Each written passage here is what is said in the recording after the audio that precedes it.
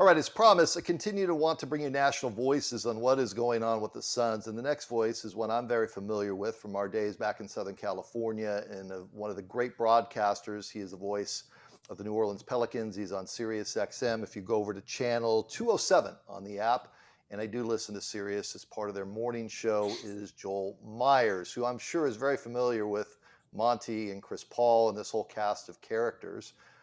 It is good to see you and to hear your voice first and foremost. And right off the top, what do you make out of all this out here in Phoenix? Well, I think it's a nice redemption run. That's the way I've kind of slotted it. And I slotted it months ago like that. But I'm not surprised by any of this because I felt like the Suns could come out of the West. Because now the Suns, with all the talent, have a great game manager in Chris Paul, a Hall of Famer, really disciplined, solid head coach in Monty. And I think they just did a good job overall. And then you bring in guys that, as players say, they have that dog in them, that fight in them. And Jay Crowder's one of those guys. That was a great position.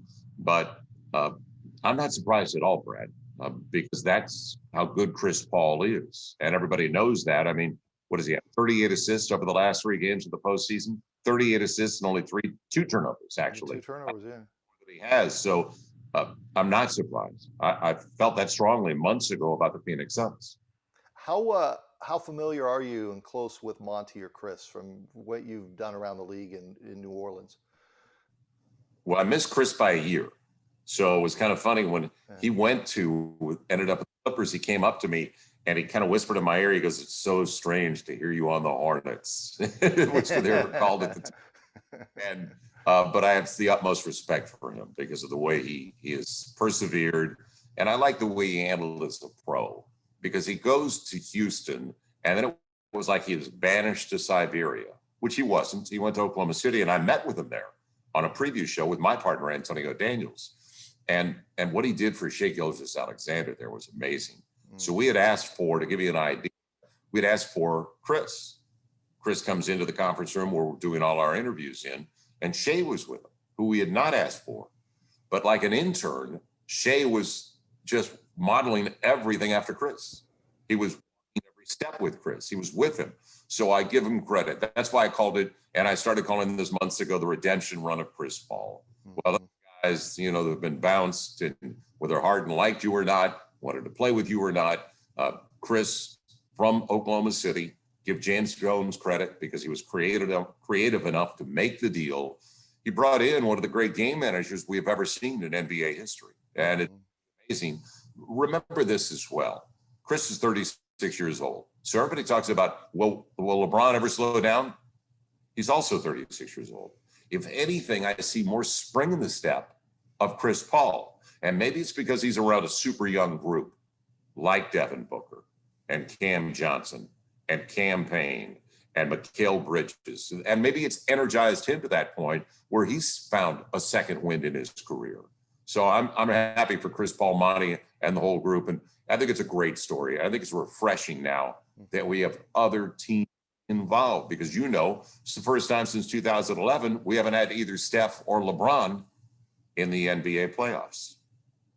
When you see Monty, what goes through your mind as an observer of the NBA for so long and a trusted voice of the league, knowing what he went through with the loss of his wife, coming here to this situation, which was just a train wreck, Joel? This was a model franchise, and I remember seeing you courtside a few times and just rolling my eyes like, I don't know what we have here. And they bring Monty here, and to see where he is now, what do you make out of Monty? Incredibly strong, disciplined person. And I was only around him for 3 years in New Orleans. And then, I've been here 9 years now in New Orleans, going on 10th, but Monty was the first 3, and then Alvin took over. So didn't get to know him that well, but liked everything I saw because he held everybody accountable. And he adjusted well. So he was a no-nonsense guy.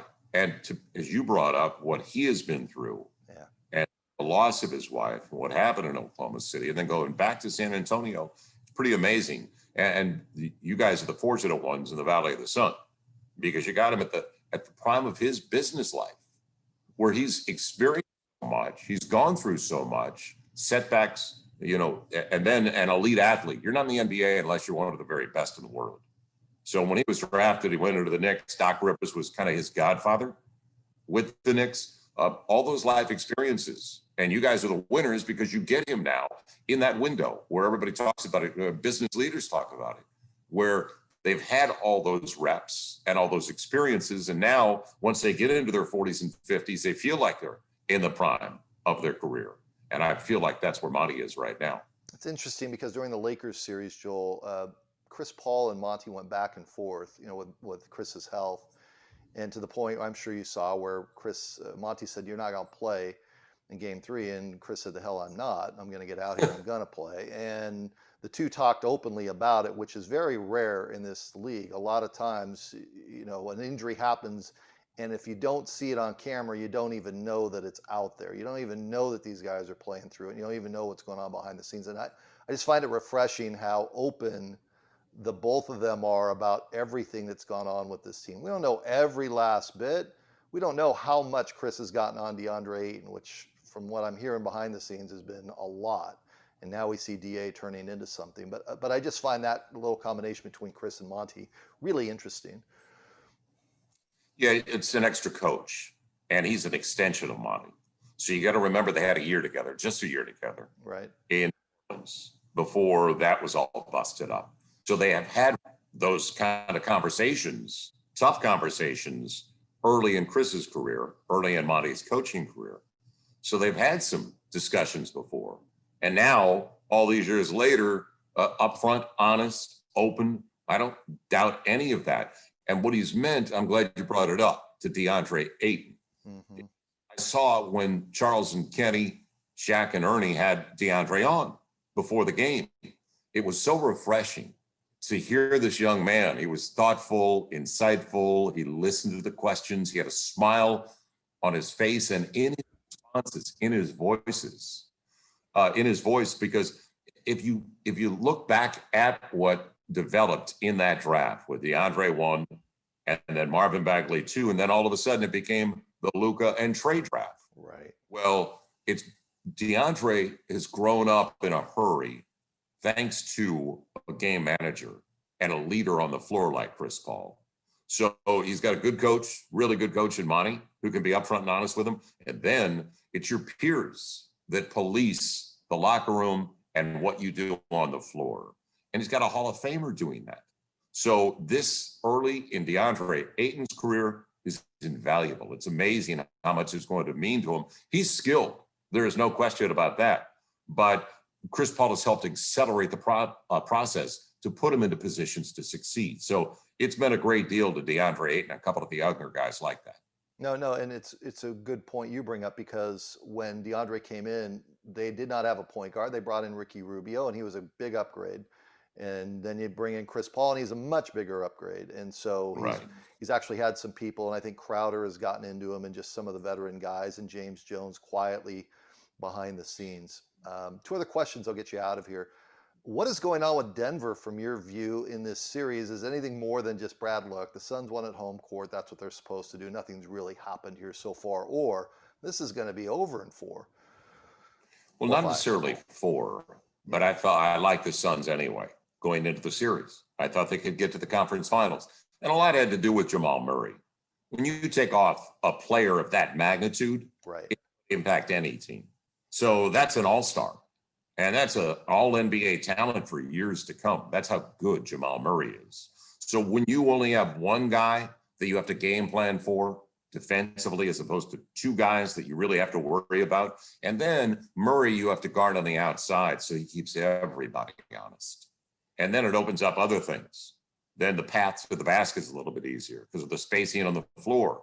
So the loss of Jamal Murray, I'm surprised they got out of the first round the way they did. Right. And it cost Terry a job. So give Michael Malone credit for persevering the way they have. And they're a gritty group. They're really good. Paul Millsap contributes to that. They have a good roster. But you take away an all-star and an all-NBA talent, it's impossible, because that's how deep the Suns have become with the addition of Chris Paul. So it's not on the Denver Nuggets at all, because they could have gone deep into the playoffs had they had Jamal Murray. Now, the bubble was kind of like a test and almost a lab experiment last year. But with Donovan Mitchell and Jamal Murray in the playoffs last year in the bubble, and they were off the charts good. They elevated everybody around them. So with the loss of Jamal Murray, that impacted them, and I give them credit for getting it out of the first round to begin with. Yeah, and so far Michael Porter hasn't been able to shoot straight. He's had a lot of good looks. Right. A Well, he's lot of young. good looks. Right. He's super young. Yeah. This is his first experience like this. He's only in his second season because the first year and even last year was an unusual year. His full season in the NBA. He's going to be exceptional. There is no question. They were gifted him 14th overall in the draft because of the injuries when he was going to play 2 or 3 games at Mizzou. So they're going to be fine. And they didn't want to trade. You know, there were all the rumors. Well, they weren't just rumors. They wanted Drew Holiday. But at the same time, the previous regime and the Pels were not going to give up Drew Holiday unless Michael Porter Jr. was involved in the deal. That's how much they valued Michael Porter Jr. before he even got on the floor full time, which is this season.